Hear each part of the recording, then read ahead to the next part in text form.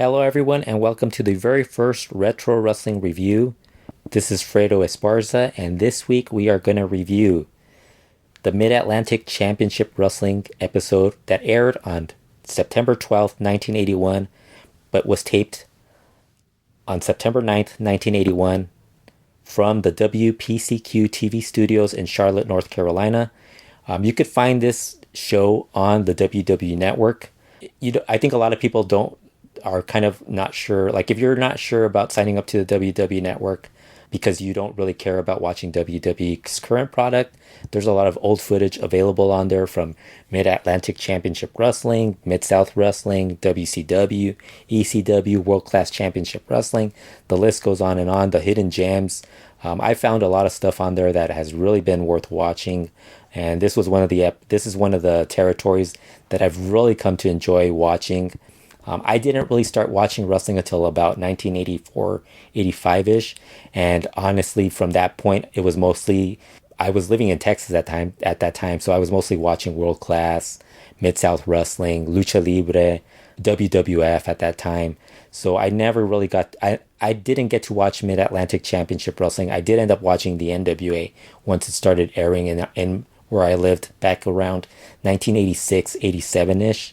So this was really a show I was really not familiar with, but I ended up really enjoying. It's probably my favorite, one of my favorite shows to watch.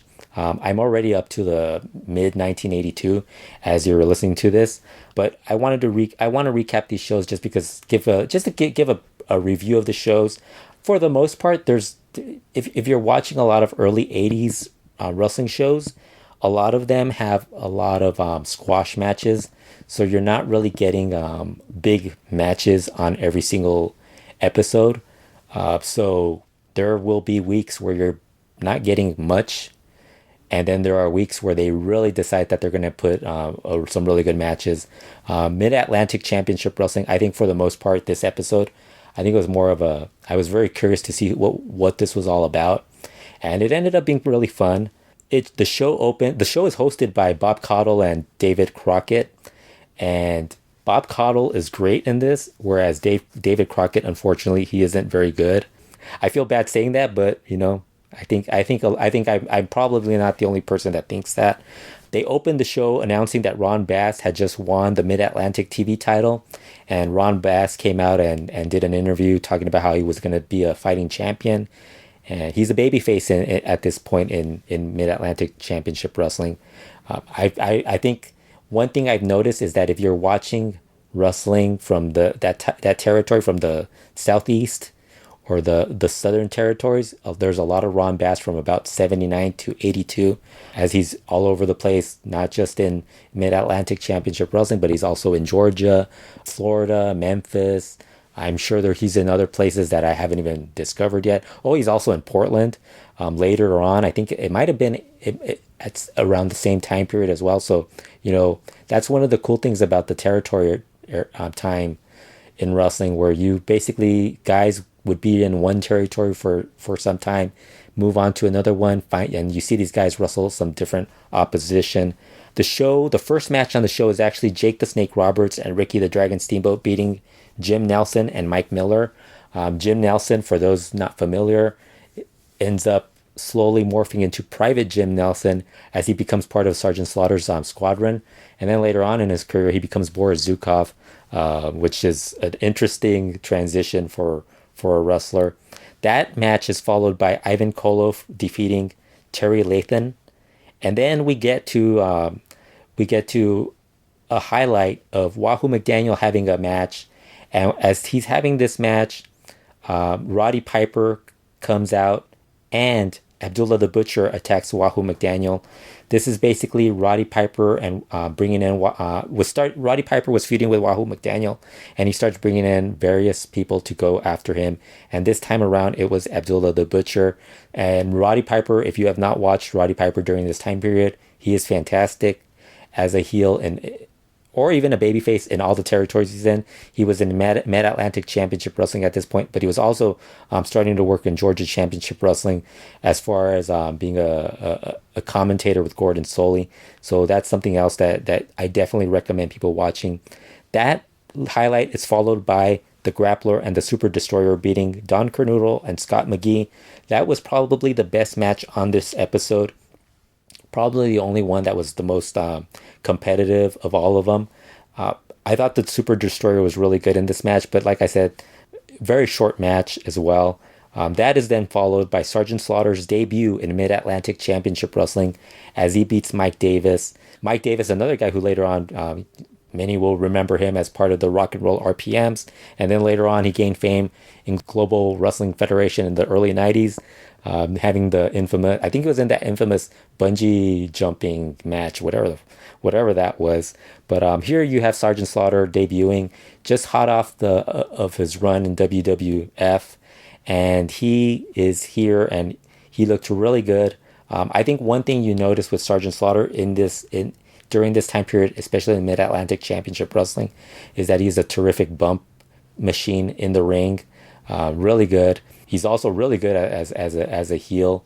My first experience of watching Sergeant Slaughter was really his G.I. Joe run and being a babyface in the AWA. And then I remember buying AWA used to sell like these 30-minute videos, and I remember buying the Sergeant Slaughter video sometime in I think 85 or 86, and that didn't have a lot of it. Basically, like I said, it was 30 minutes of highlights, but I would watch that constantly when I would get home from school, and just it was I think I still have that video too, which I think they released about 5 or 6 videos, but that one I just played nonstop.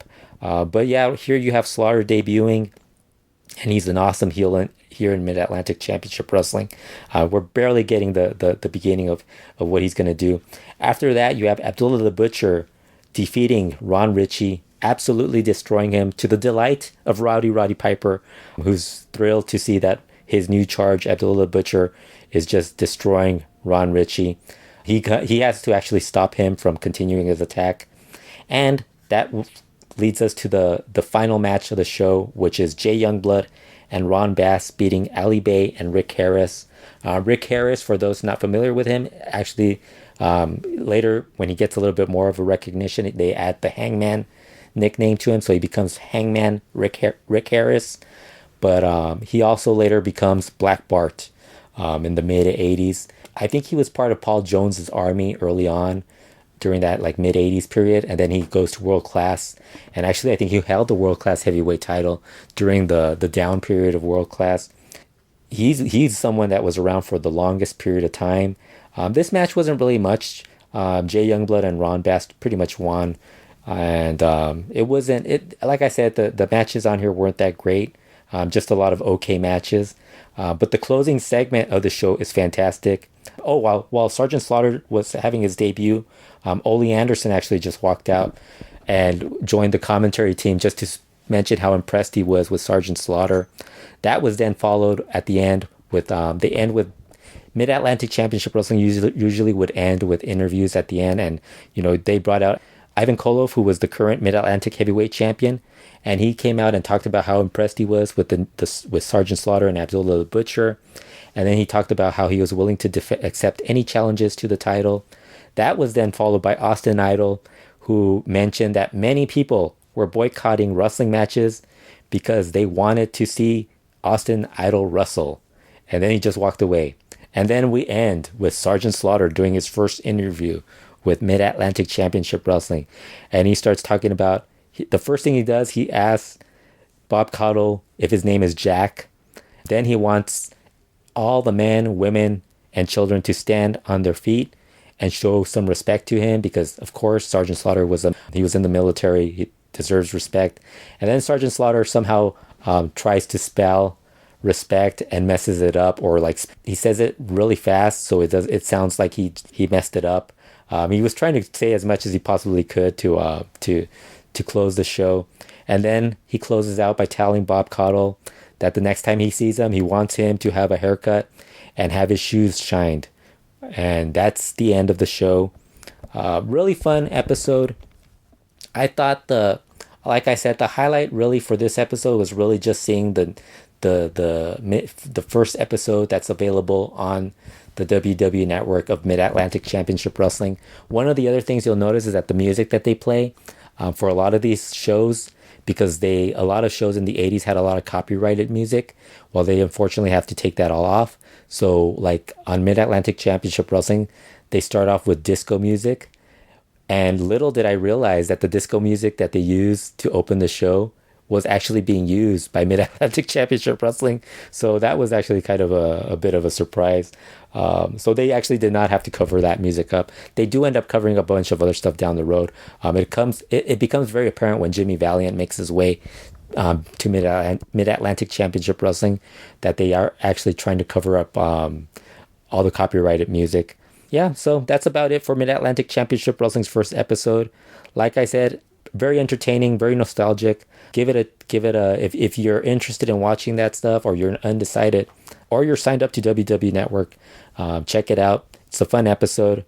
Remember, be sure to subscribe to the Retro Wrestling YouTube channel, and for wrestling show reviews, visit retrowrestling.com. Thank you.